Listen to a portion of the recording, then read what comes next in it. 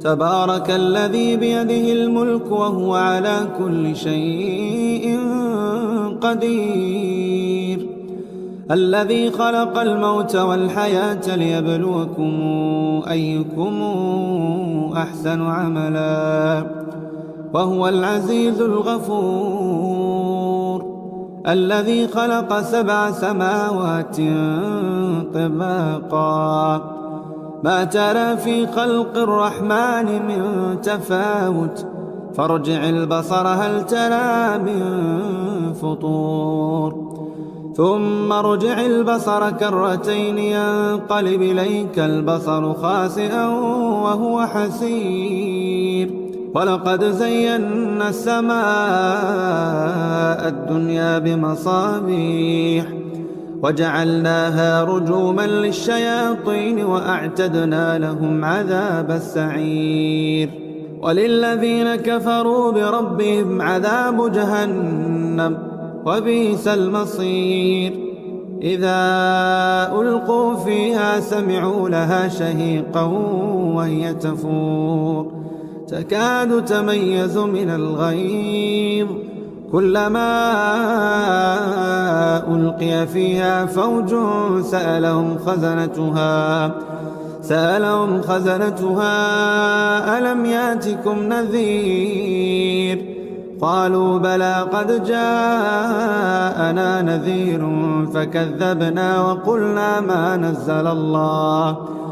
وقلنا ما نزل الله من شيء إن أنتم إلا في ضلال كبير.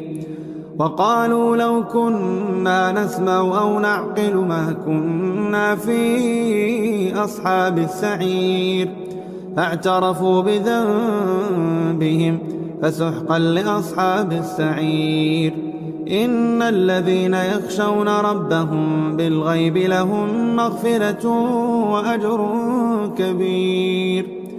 وأسروا قولكم أو اجهروا به إنه عليم بذات الصدور. ألا يعلم من خلق وهو اللطيف الخبير.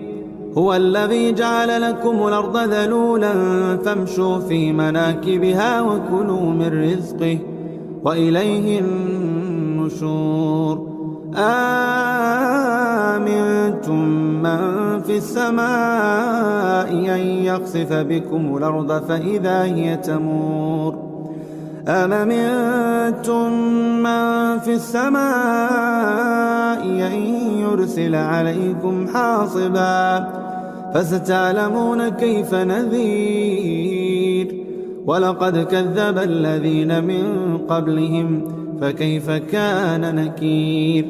أولم يروا إلى الطير فوقهم صافات ويقبض ما يمسكون إلا الرحمن إنه بكل شيء بصير. أمن هذا الذي هو جند لكم ينصركم من دون الرحمن إن الكافرون إلا في غرور. أمن هذا الذي يرزقكم إن أمسك رزقه بل لجوا في عتو ونفور. أفمن يمشي مكبا على وجهه أهدى أمن يمشي سويا على صراط مستقيم.